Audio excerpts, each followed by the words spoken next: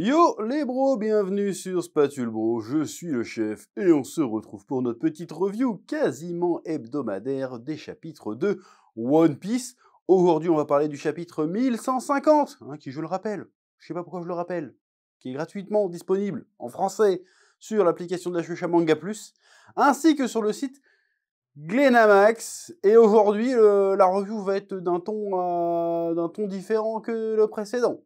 Là, je suis en totale confusion, je suis un petit peu perdu, et j'ai envie de vous dire, est-ce que Oda, il a pas un problème? Je pense qu'on a un problème, là, un énorme problème.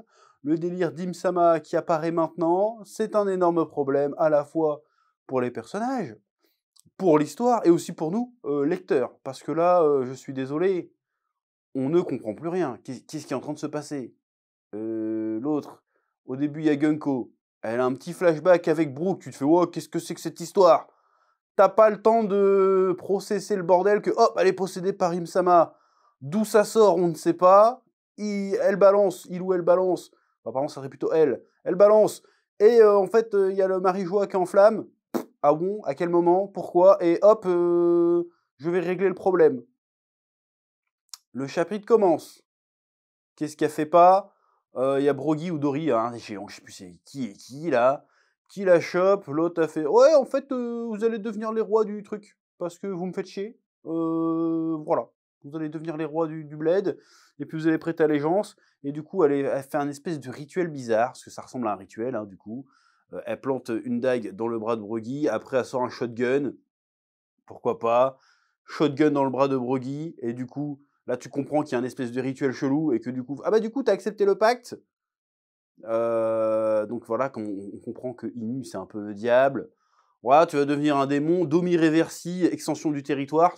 Voilà, moi je l'ai vu un peu comme ça. Le truc il bascule, hop, Brogy c'est un démon. Qu'est-ce qui se passe?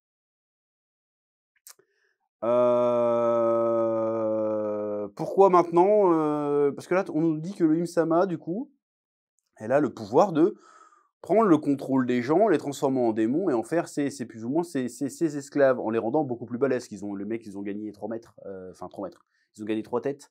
Ils viennent aussi grand que Loki, un truc comme ça. Mais qu'est-ce qui se passe en fait? Ça pose tout. En fait, c'est chiant. C'est pas la première fois que je le dis, mais là, ça commence à se voir. Là, c'est plus de l'opinion, là, ça devient factuel. C'est-à-dire que le gars, il y a trop de couches. Voilà, il y a trop de couches dans le gratin, on sait plus ce qu'on mange. Voilà, je le dis comme ça, parce qu'on sait plus ce qu'on mange. Voilà, il y a trop de trucs. Là, il y a le délire, il y avait je peux même pas te citer toutes les intrigues qu'il y a alors, il y a le délire du siècle oublié, il y a le One Piece, il y a le délire avec Garp, le mystère autour de Barbe Noire, Vegapunk, encore lui, il a pas tout balancé. Il y a plein de trucs qui sont en train de se passer, là, pop, pop, pop, pop, il y a Crossguild, pop, pop, pop, pop, pop. On est là, on est enfin à Elbaf. Arrivé à Elbaf, il y a plein de sous-couches. Genre, mais pourquoi Loki est-il aussi méchant? Peut-être qu'il est pas aussi méchant. Oh là là, mais en plus, ils sont. Oh là là, il y a un petit bout de la strat siècle oublié qui vient se poser dessus. Hop, et puis hop, on remet une petite histoire de Brook par-dessus, alors qu'on s'en bat les couilles de Brook. C'était censé être l'arc de Usopp. Qu'est-ce qui se passe en fait? Et hop, là, tu nous rebalances le Sama qui débarque, on sait pas pourquoi, on sait pas comment, et qui a des pouvoirs trop cheatés de ouf, qui peut contrôler les géants d'un coup, et du coup, qui se fait une armée de bêtes de cauchemar qui sont apparemment immortelles parce que elles ne connaissent pas le concept de mort. Ça est en train de filer d'un mauvais coton, cette histoire, je vais y revenir. Donc elle a une armée de géants, c'est bon, c'est fait en fait. Et donc là, tu te poses la question, mais pourquoi tu fais ça que maintenant, espèce de connasse? Pourquoi t'es pas venu 25 chapitres avant pour régler le problème? Pourquoi tu attends ce moment-là pour dire: «Ah, en fait, je vais bouger mon cul». Tu sais, c'est un peu Thanos dans Avengers, tu sais, qui met 10 ans avant de dire: «Bon, je vais aller les chercher moi-même, les pierres d'infinité», et qui règle les histoires en 2 heures. Je te dis: «Bon, il y a le temps de production du film, voilà, OK. OK, OK, OK». Mais là, on est dans un manga, il y a pas d'excuse. Pourquoi? C'est-à-dire que la meuf, elle peut arriver, genre: «En fait, toi, maintenant, t'es sous mon contrôle». Je suis sous ton contrôle, et l'affaire, elle est pliée, en fait. Là, le truc me laisse, désappointé. Je suis là, mais qu'est-ce qui se passe? J'ai pas compris le chapitre. Je sais pas d'où tout ça sort, je comprends plus rien. on est où? Qu'est-ce que tout ça rajoute au bordel? À part rajouter encore plus de bordel. C'est-à-dire, on est parti d'une situation où il y a les chevaliers divins qui prennent en otage les gosses pour que les géants se rangent du côté du gouvernement mondial, à une situation où il y a Im-sama qui contrôle les géants, sans même qu'ils aient besoin des enfants finalement, et qui va aller tuer le Jarl pour que Dori et Broggy deviennent les nouveaux rois, et puis du coup, elle les a sous son contrôle, du coup, c'est bon. Ça s'est passé, waouh, d'un extrême à l'autre en 2 secondes, j'ai pas compris la transition. Pareil, tu te dis, bon, si tu as le pouvoir de corrompre n'importe qui, pourquoi tu vas pas directement voir le Jarl, et tu fais, hop, c'est bon, maintenant c'est toi le roi, ils sont obligés de t'écouter. Il n'y a pas tellement de rois, en fait, mais bon. J'ai dit, mais pourquoi je sais même pas quoi dire sur ce chapitre, tellement je comprends pas ce qui est en train de se passer. C'est quoi cette histoire? Bon, on fait partir en théorie, le Domi Reversi, voilà. Bon, Domi Reversi, c'est quoi? Je m'en branle en fait de ce que c'est, parce que ça sort d'où? Donc le pouvoir d'Im-sama serait des espèces de... Bon, je comprends que il y a le délire pacte faustien, hein, évidemment, hein, c'est le diable. Voilà, on peut dire que Im-sama, c'est le diable, c'est le mal absolu. Donc elle aurait logiquement une espèce de pouvoir absolument opposé à celui de Luffy. A priori. Donc si Luffy a le pouvoir de libérer les gens par le rire, hein, la joie, vous êtes libre, pensez comme vous voulez, rigolez, profitez de la vie est belle, machin. Elle a un petit peu l'inverse, a priori. C'est-à-dire que elle peut emprisonner les gens et les priver de leur liberté, en leur faisant croire qu'ils gagnent en liberté. Parce que qu'est-ce qu'il dit, Bori ou Broggy, je sais pas c'est lequel, l'un des géants. Quand il se fait transformer, il fait « Oh là là, c'est comme si je pouvais faire absolument tout faire !» Donc il a un sentiment de liberté. Mais c'est pas une vraie liberté. Vu qu'il a vendu littéralement, en tout cas on lui a pris, on lui a un peu forcé la main de signer le chèque, de signer le contrat, on lui a pris, en réalité, sa véritable liberté. C'est-à-dire que maintenant il n'est plus qu'animé que par ses bas instincts finalement. C'est-à-dire que l'ambition, la violence, tout ça. Alors que le pouvoir de Luffy, c'est un peu l'inverse. Justement, tu es libéré parce que tu rigoles, l'amour pour ton prochain, tout ça, ça te rend invincible. Tu peux tout faire, si tu veux. Donc ça peut être intéressant. Ceci étant, je trouve franchement dommage, parce que jusqu'ici, One Piece a été quand même... Alors, il y a énormément de références à différentes mythologies, tout ça, ok, mais ça a été quand même relativement original, de la vraie originalité, si tu veux.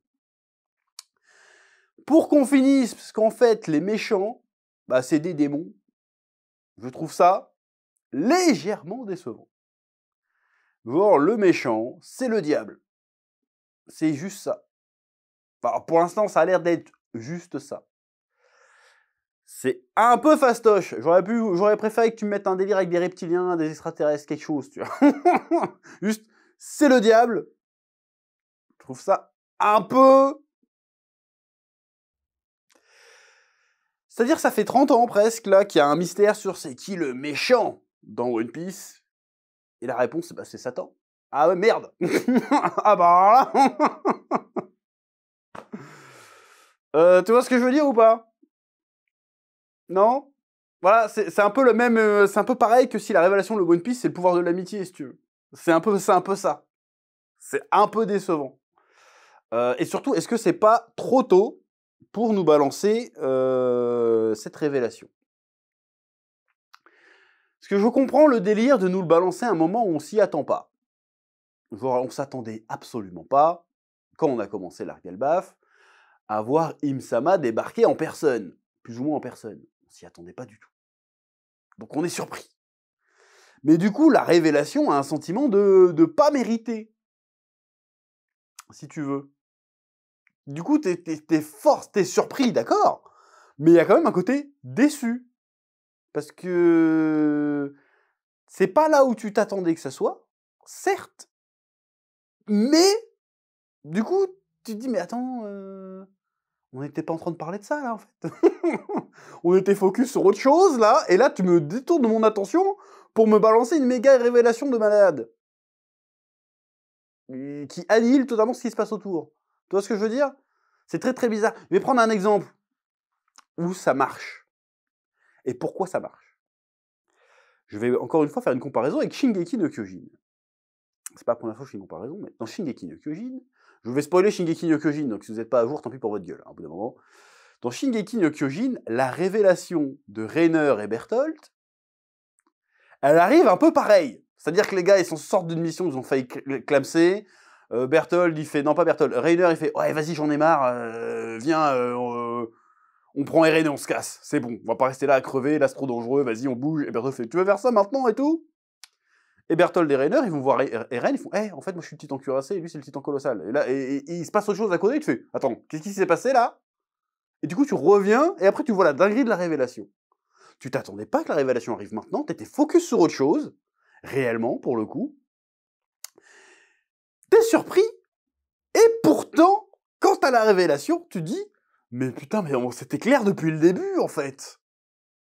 Donc la révélation, même si elle arrive de manière impromptue, inopinée, elle a quand même un sentiment de récompense derrière, si tu veux.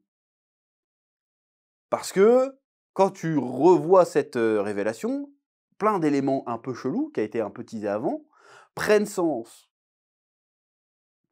Là, ça arrive, et ça n'explique rien.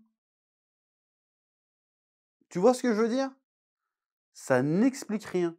Donc tu as une révélation qui répond à rien. À un moment où c'était pas nécessaire que ça arrive. Du coup, bah, t'es perdu, tu fais, bah, attends, mais qu'est-ce que c'est que ce bordel, en fait?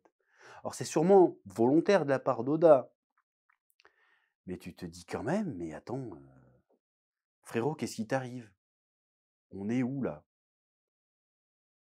Alors, encore une fois, c'est qu'un seul chapitre. Ça se trouve, dans les prochains chapitres, je vais revenir faire, putain, en fait, il était trop fort, masterclass. Si tu veux. Mais pour l'instant, je suis très, je trouve plus le mot, mais je suis dubitatif sur qu'est-ce qu'il essaye de faire. Est-ce que le gars, il n'y a pas un petit côté, est-ce qu'on n'est pas pressé de finir? Est-ce qu'on n'est pas pressé de finir? Voilà. Parce que là, cet arc d'Elbaf, c'est le bordel. Pour l'instant, c'est le bordel. Ça devient relou. Il y avait déjà un petit peu de ce côté bordélique dans l'arc Egghead. Et j'ai envie de dire, Egghead, heureusement qu'il y a eu... parce qu'Egghead, c'était un peu ça, mais c'était un peu mieux pour l'instant, en tout cas. Egghead, finalement, ça s'emboîtait un petit peu mieux, toute cette histoire. Parce qu'il y a eu quand même le bon... Et sauf peut-être le flashback de Kuma, qui te demande finalement, avec le recul, qu'est-ce que ça foutait là, mais bon, vas-y. Parce que bon, c'est lié à Egghead quand même. Et l'histoire de Vegapunk. Il y a eu le discours de Vegapunk où il balance les dossiers. Il y a quand même eu le, comment il s'appelle, le Emmet qui est apparu, je crois que c'est Emmet, hein, c'est ça, le robot qui est apparu, qui a commencé à teaser un truc, mais qui avait du sens au moment où il est apparu, si tu veux.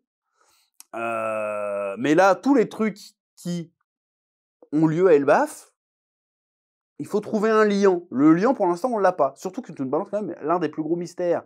Tu nous révèles en partie l'un des plus gros mystères de One Piece, hormis le One Piece lui-même, c'était quand même l'identité d'Im-sama. Là, visiblement, on sait qui elle est, on sait ce qu'elle fait. Limite, on sait même à quoi elle ressemble. Comme ça, gratos. C'est un peu comme si tu disais, en fait, le One Piece, il est là. T'aurais dit, mais attends, mais c'est tout. Parce que il y a un truc bizarre qui sonne pas juste. Et c'est suffisamment rare avec Oda pour le souligner. Cette révélation ne sonne pas juste. Or, soit Oda fait exprès parce qu'il a une autre idée en tête, soit il a fait un fashion faux pas. Ouais, je te sors des expressions de fils de pute. Soit il a fait un faux pas quelque part.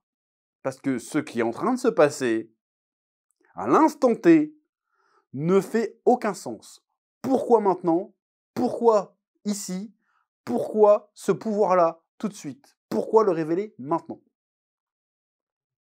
C'est très bizarre. Oui. Et je rappelle que tout ça se passe pendant, encore une fois, que Luffy y fait la sieste. Bon, ça c'est un problème aussi qui est assez récurrent, je trouve, ces dernières années dans One Piece. C'est-à-dire chaque fois qu'il y a une révélation importante, qu'il y a un événement important, Luffy est pas vraiment là. Et quand il est là, c'est pour faire pouet pouet. Là, là, on va avoir un problème. Là, on va avoir un problème. Alors, je pense que maintenant, on a tous compris le propos derrière le Gear 5. Hein, on a compris. C'est bon, on a compris. Maintenant, il va falloir lui donner un peu de gravité. Hein, un peu de... Parce que la gravité qu'on a avec le Gear 5, en fait, elle n'est pas par rapport à Luffy, elle est par rapport aux autres personnages qui attendent la venue de Nika. Genre notamment l'histoire de Kuma avec hein, la danse, là, pom pom pom, le pom pom pom. Ok, tu te dis, ah ouais, Nika, c'est une dinguerie. Et quand tu le vois, le Nika, c'est eh, poit, poit, poit, poit, poit. Non. Encore une fois, je vais prendre l'exemple d'un autre manga. Je vais prendre Dragon Ball. Dragon Ball, la légende du Super Saiyan. Si la première fois Goku change son Super Saiyan, il sera arrivé en mode eh, poit, poit, poit, poit. Non, il y a un truc qui va pas, tu vois. Au-delà du message derrière le personnage.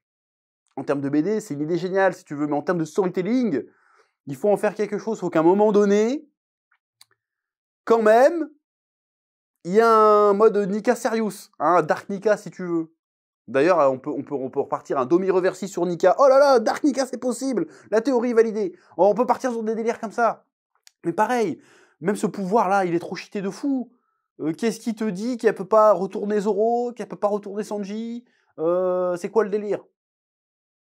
Qu'est-ce qui l'empêche de retourner Luffy? Est-ce que ça va être un délire? Mais non, Luffy a le cœur pur, donc ça marche pas sur lui. Est-ce que ça serait pas un peu trop fastoche?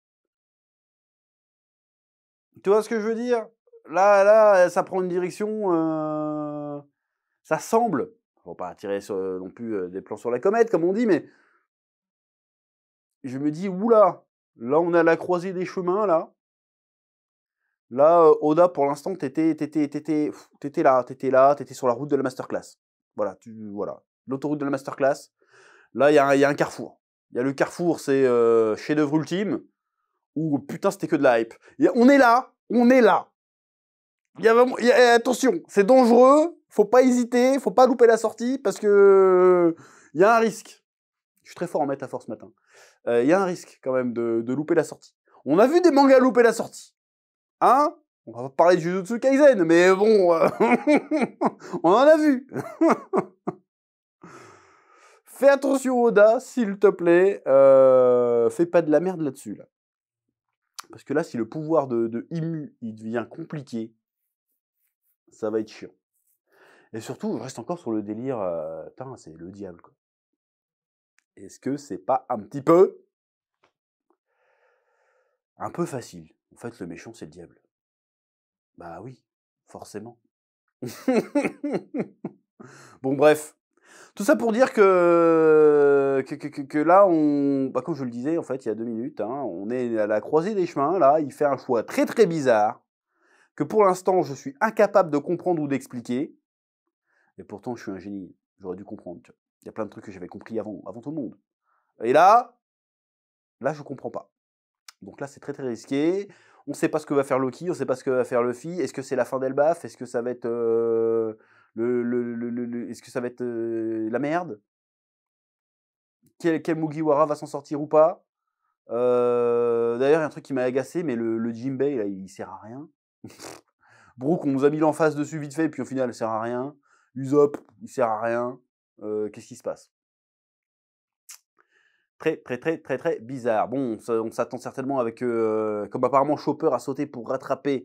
comment il s'appelle Gaban. Il va certainement tomber sur Luffy et machin. Il va soigner Loki. Ils vont faire la bagarre. On va voir comment ils vont s'en sortir. Bon, bref. Très très chelou, j'ai un peu peur, voilà, pour tout vous dire. Donc on verra bien. Je vous laisse ensemble me dire ce que vous en pensez en commentaire. J'espère que j'ai pas été trop erratique dans cette review. Que ce que j'ai essayé d'expliquer est clair, le ressenti est clair. Hâte de lire vos commentaires, like, abonnement. Je vous dis à très bientôt sur Spatule Bro pour de nouvelles vidéos. Que la passion vous guide. Oui.